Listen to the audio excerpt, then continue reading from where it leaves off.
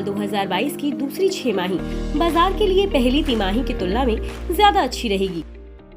Consumer sentiment में सुधार आ रहा है।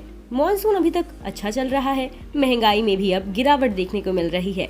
इसके साथ ही त्योहारों का सीजन शुरू होने जा रहा है। ये सब मिलकर बाजार के लिए एक खुशनुमा माहौल बनाएंगे।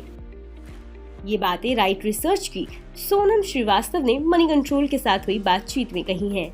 उन्होंने इस बातचीत में आगे कहा कि बाजार में कुछ समय तक रिकवरी कायम रहेगी। सोनम श्रीवास्तव को इस समय इकोनॉमी के लिए दो बड़े जोखिम नजर आ रहे हैं। ये है ग्लोबल महंगाई और वर्तमान में कायम जियोपॉलिटिकल तनाव। आरबीआई की 5 अगस्त को आई पॉलिसी पर बात करते हुए उन्होंने कहा कि आरबीआई ने वर्तमान परिस्थितियों को देखते हुए अपनी पॉलिसी दर में 0.50% की बढ़ोतरी करने और मौद्रिक नीतियों में कड़ाई लाने का निर्णय लिया है, जो एक सही निर्णय है। हालांकि कच्चे तेल की कीमतों में गिरावट और महंगाई के घटने के साथ ही आर्थिक स्थितियों में सुधार के संकेत नजर आ रहे हैं। फिर भी आरबीआई ग्लोबल स्थितियों को देखते हुए सतर्कता का रुख बनाए हुए है।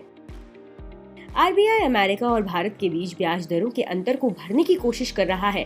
उन्होंने इस बातचीत में आगे कहा कि अब भारत की पॉलिसी रेट कोविड से पहले की स्थिति में पहुंच गई है। आरबीआई गवर्नर ने कहा कि आरबीआई का अगला कदम इकोनॉमी के अहम आंकड़ों पर निर्भर करेगा। ऐसे में हम कह सकते हैं कि आगे आरबीआई अमेरिका के महंगाई आंकड़ों और यूएस फेड के नक्शे कदम पर ही निर्णय लेगा। अगर अमेरिका में स्थितियां सामान्य होती नजर आती हैं, तो हमें भारत में भी ब्याज दर में बढ़ोतरी थमती नजर आएगी। अगर ऐसा नहीं होता है तो ब्याज दरों में बढ़ोतरी जारी रहेगी। बाजार की आगे की संभावनाओं पर बात करते हुए उन्होंने कहा कि बाजार उम्मीदों के हिसाब से चलता है। कमोडिटी की कीमतों में नरमी और महंगाई दर में गिरावट के साथ ही निवेशक इकोनॉमी में रिकवरी की उम्मीद लगा रहे हैं और इक्विटी बाजार की तरफ फिर से रुख करते नजर आ रहे हैं। हालांकि वर्तमान जियोपॉलिटिकल तनाव और मंदी के डर के चलते हम पूरी तरह से मुश्किलों के दौर से बाहर नहीं हैं। हालांकि स्थितियां अच्छे बदलाव की ओर संकेत करती नजर आ रही हैं।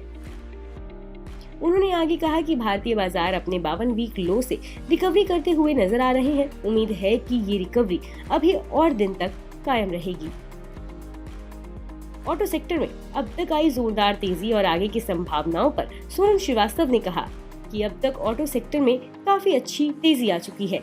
बड़ी ऑटो कंपनियों द्वारा बड़े कैपेक्स के ऐलान के साथ ही आगे आने वाले त्योहारी सीजन ऑटो सेक्टर में तेजी बनाए रख सकता है। लेकिन इस बात का ध्यान रखें कि ऑटो सेक्टर में अब तक काफी तेजी आ चुकी है और अब ये थोड़ा सुस्त नजर आ सकता है।